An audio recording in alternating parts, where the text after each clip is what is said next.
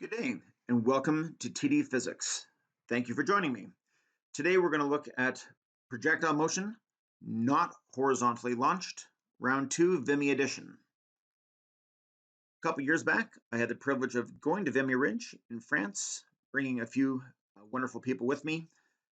And besides the beauty and the heaviness of the monument, what really struck me was the 60,000 plus names written all around the base.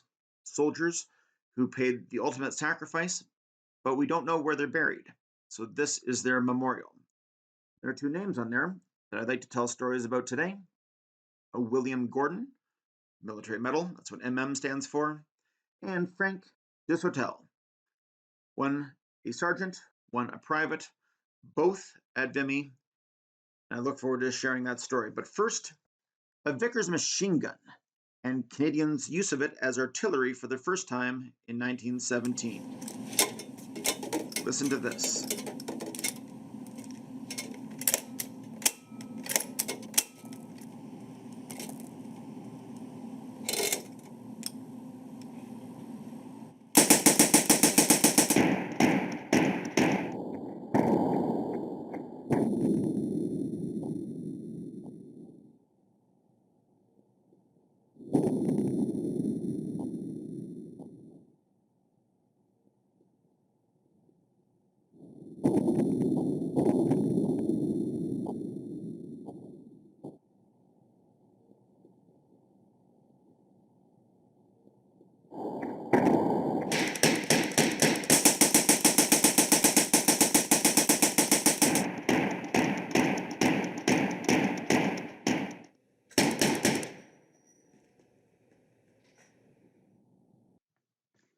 The Vickers machine gun is truly a terrifying weapon that you would much rather be behind than in front of. Canadians at Vimy Ridge on April 1917 tried something new.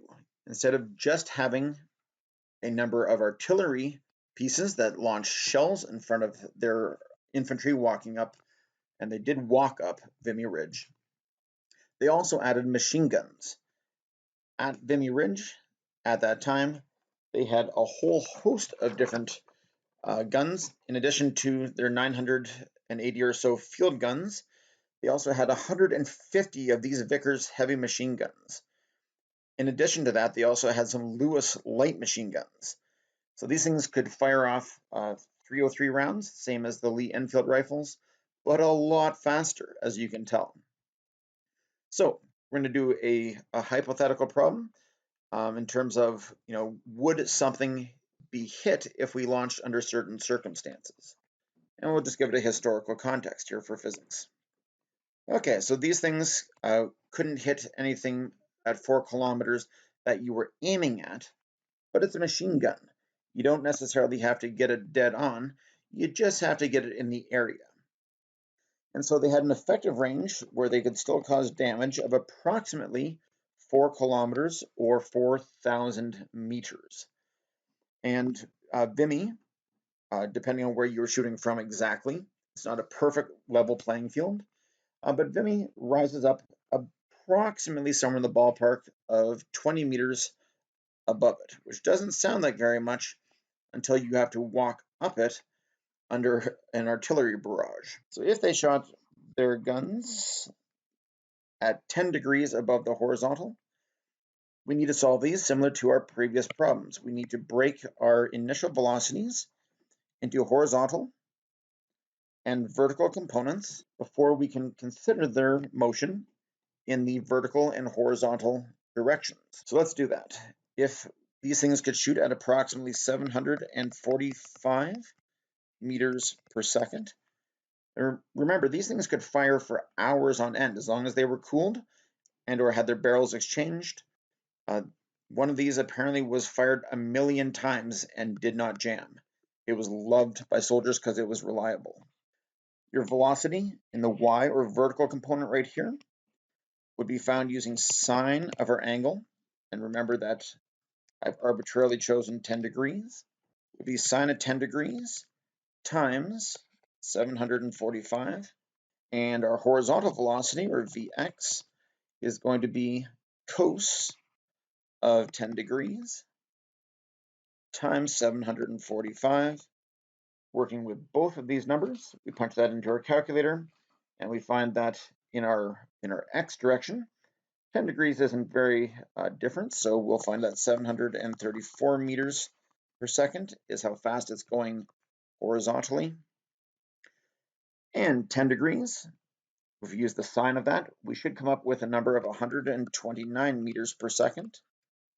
And I'm going to emphasize that this one is up because that's going to matter when we declare our directions to be positive. We know the routine by this point. We want to find if our parabola, where we're launching, goes over top, or if it comes down enough time, or is it still going to catch it on the way up? So we want to figure out where is it when it crosses the top or the crest of the hill. Could this angle work for covering our soldiers? We have to break things into their vertical and horizontal components. So let's get that started. So vertical here, horizontal here, distance, velocity, time. Okay, so no change of velocity, so no acceleration there. And vertically, we've got 5 data points. Our distance horizontally is 4 kilometers or 4,000 meters. Our horizontal velocity is 734 meters per second. And our time is unknown. For our vertical velocity, we have 20 meters potentially. So we're going to compare it to that. Our initial velocity is 129 meters per second, but it's going to be upwards. So that's going to get a negative because we said down was positive. V2, going to check that out to see if it's going up or down at that moment. Acceleration due to gravity, good old 9.8 meters per second squared. And time is unknown, but they are going to be the same time. Okay, so again, for these problem-solving type ones where we're trying to figure out, do you hit something or do you not? One of the things that we can do is we can use this information right here to figure out our time. And that's a fairly easy equation. Distance is equal to velocity times time, or technically displacement is equal to that. 4,000 meters is equal to 734 meters per second times time. And we should find here that when we plug this in, we get about 5.45 seconds. If that's true, that's how much time it's going to take to go from this location here at our muzzle velocity to this location here once it crosses the vertical line running through the peak of Vimy Ridge. So let's go see how high this is, and we're going to compare it to 20 meters. Recognize that 20 meters here is up from where we started, if this is going to be my 0 height here. So the height of Vimy Ridge would be negative 20 meters in that case. So if we know the time, now we can plug that in. If we're trying to find our displacement and we don't know V2, an equation for that would be D is equal to V1T plus 1/2 AT squared. Not a big deal if you know time, so there's no quadratic here. Our V1 is negative 129 times 5.45 and 1/2. 9.8 is positive, it's downwards. And time here, don't forget to square. One of the more common mistakes that students make under pressure on tests. That would be negative 703 plus 145 or so. So if we add that all together, we end up with negative 558 meters, much, much greater than 20 meters. So way over.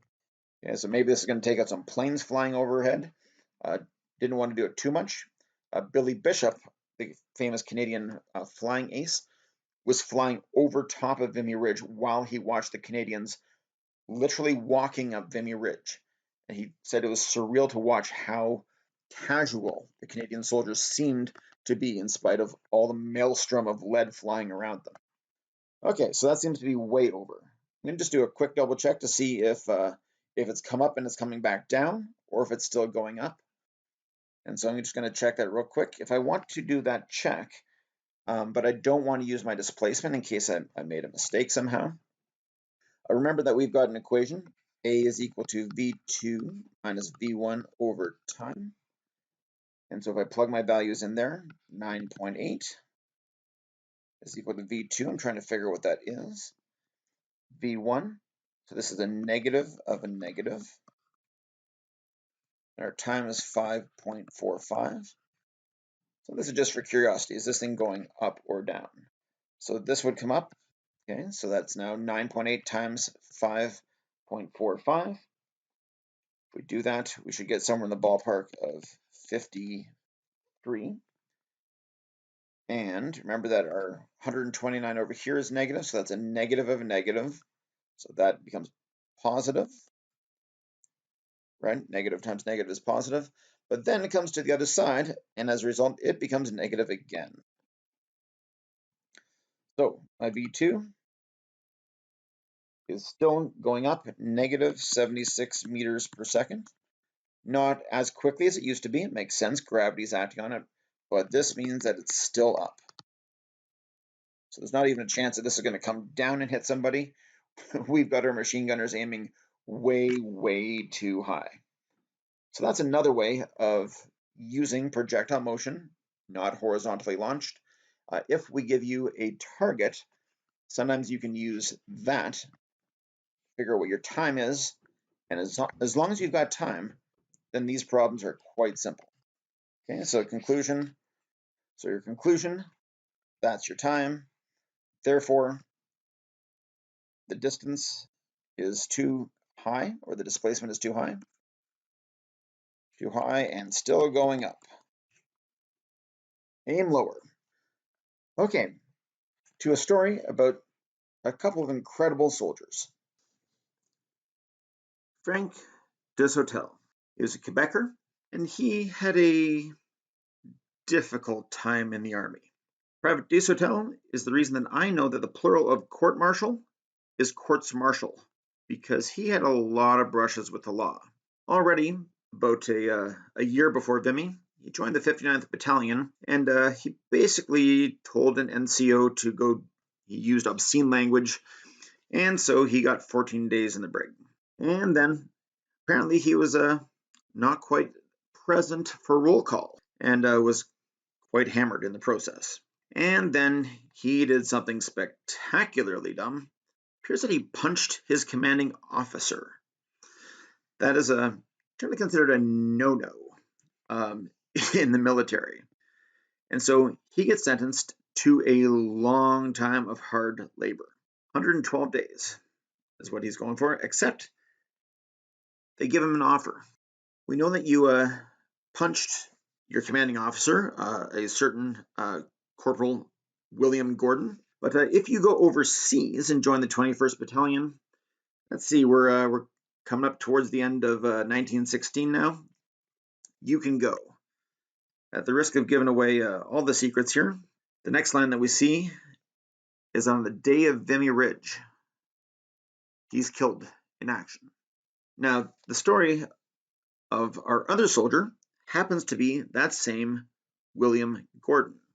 That same William Gordon had a different trajectory, shall we say, through the military. He signed up in Belleville.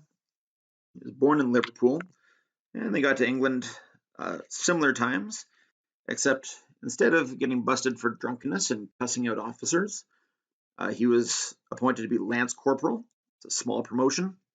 And he reverted back to ranks for a little bit, but then again was given a promotion. And so he's a corporal with pay. So we're now 2 months out of Vimy Ridge. And we see that just leading up to that, he's promoted to be a sergeant as well. So he's really moved up the ranks. The other thing that we see is that he has moved to the 21st Battalion. Oh, wait. I know who just transferred to the 21st Battalion. Private Desautels. So this young man who was about 5'6" and who thought he could punch out his commanding officer, who was a short man, 5'3". Sometimes height matters, but in the Army, your commanding officer is your commanding officer. This man who got to meet this striker once again. He survived Vimy Ridge, again making sergeant, and continued on. In fact, was awarded the Military Medal for Bravery in the Field, but ultimately is killed in action.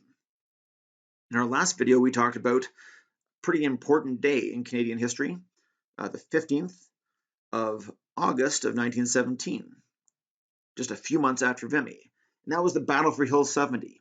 This soldier, William Gordon, MM, Military Medal, died that day taking Hill 70, and they never found his body. As a result, both of these men are on Vimy Ridge, because our private Desautels, he also died storming Vimy Ridge that day, and they never found his body. And so the insolent private and the well-decorated, well-behaved soldier both have their names on Vimy Ridge together forever. Thank you for sharing some physics and some history with me. Know your physics, know your history. Thank you for coming today.